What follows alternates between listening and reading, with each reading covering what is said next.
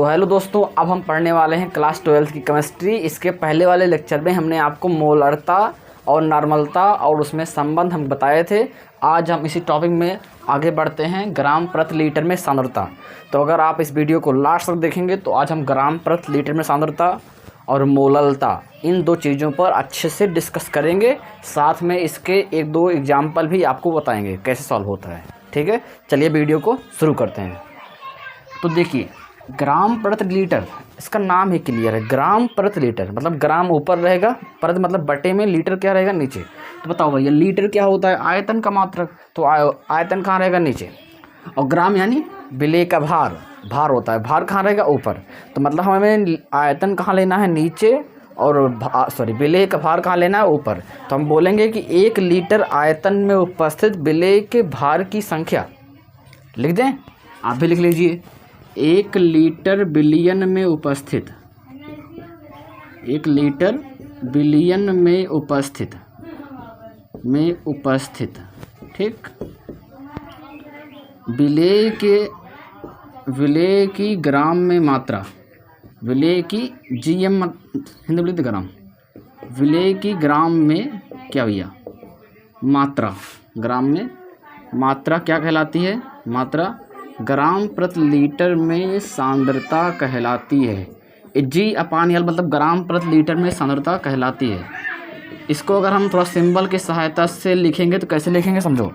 देखो, एक तरफ हम आपको बता चुके थे पहले कि अगर जहाँ विलेय होगा तो हम विलेय के लिए B लगाते हैं, ठीक है, और विलायक होता है तो उसके सिंबल के लिए A लगाते हैं, और जहाँ बिलियन होगा उसके सिंबल के लिए हम बताए थे आपको T लगाना है। क्या लगाना है? T। ये 3-4 चीज़ें आपको याद रहनी चाहिए, ठीक है।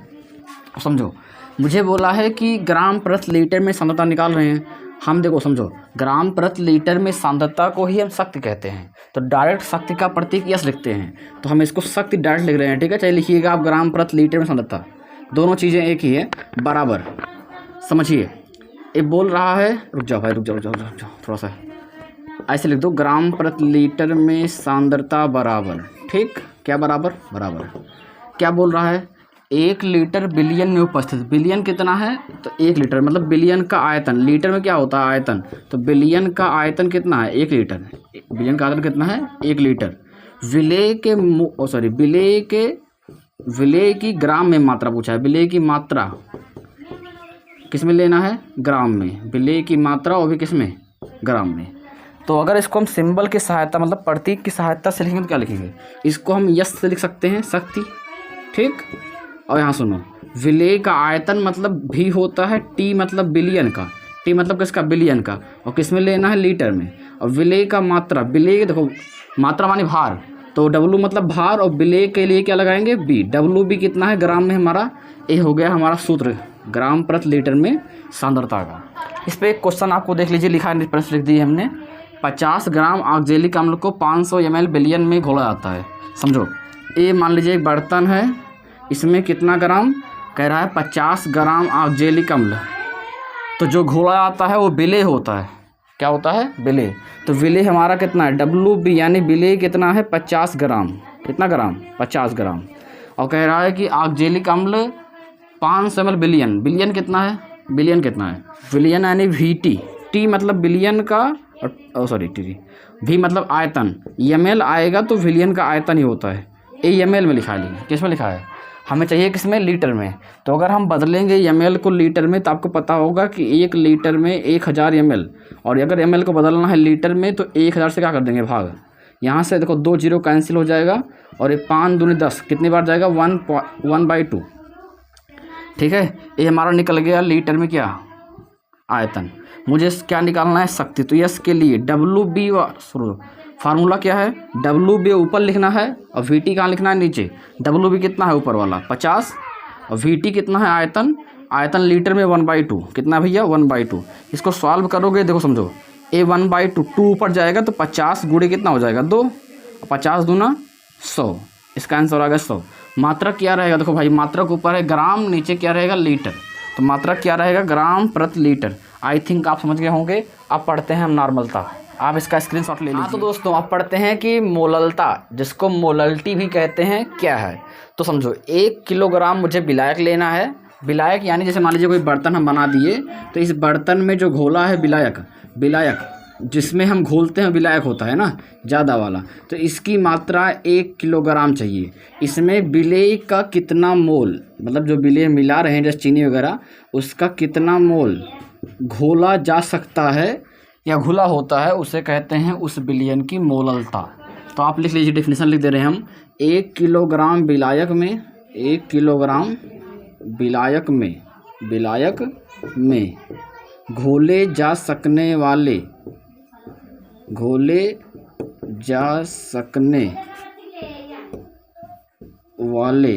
चाहे लिख सकते हो कि 1 किलोग्राम विलायक में विलेय का जितना मोल उपस्थित होता है, ठीक है, घोले जा सकने वाले और विलेय के मोल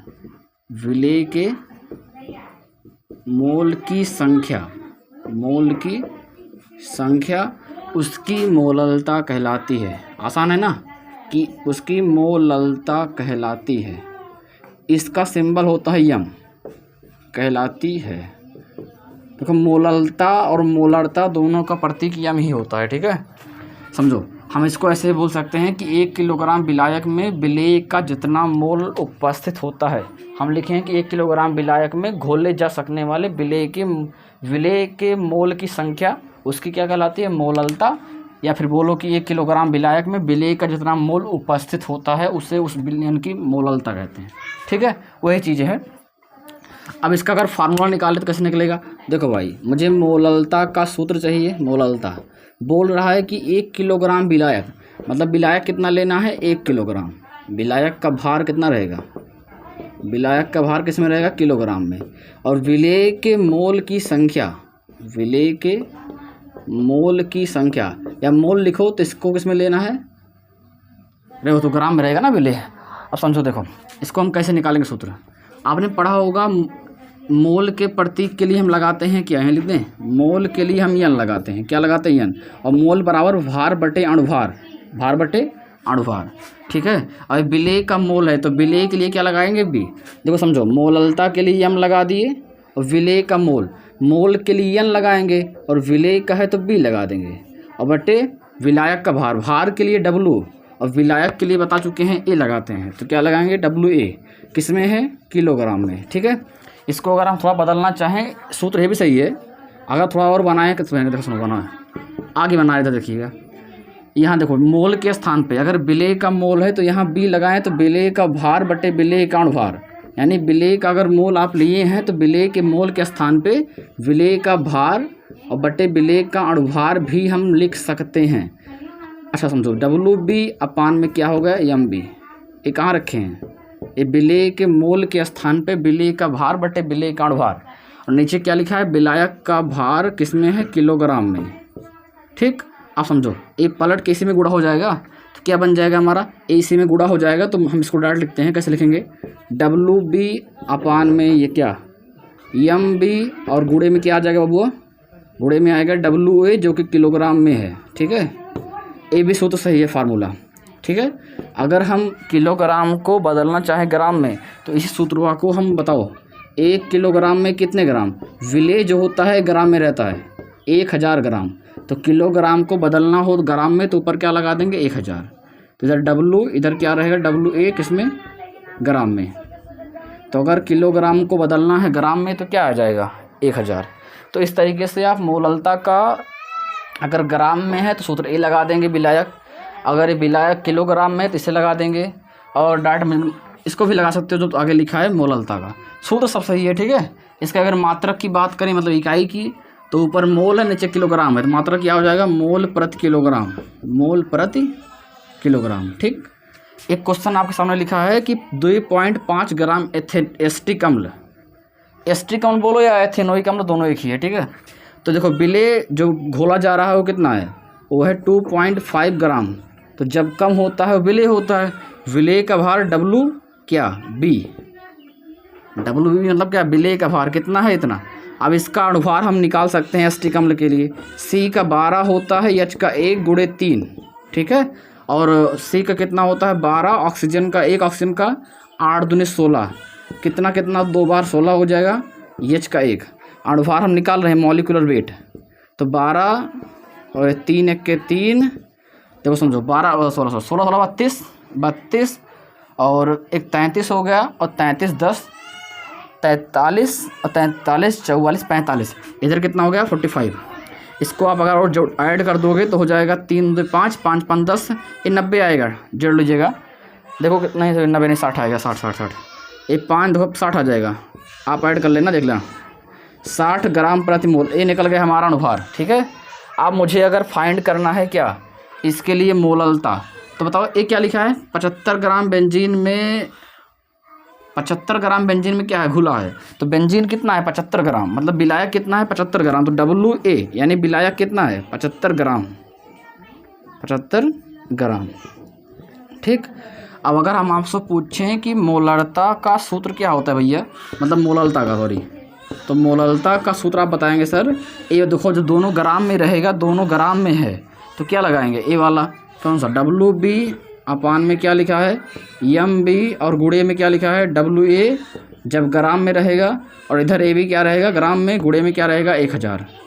इसको आप सॉल्व करोगे, WB कितना है भैया, WB का मान 2.5 है, और यहाँ कितना लिखा है भैया 1000 बटे MB कितना है, अनुभार कितना है बिल्ली का 60, और गुणे में कितना है बबुआ, गुणे में हमारे पास है MWA 75, कितना है 75।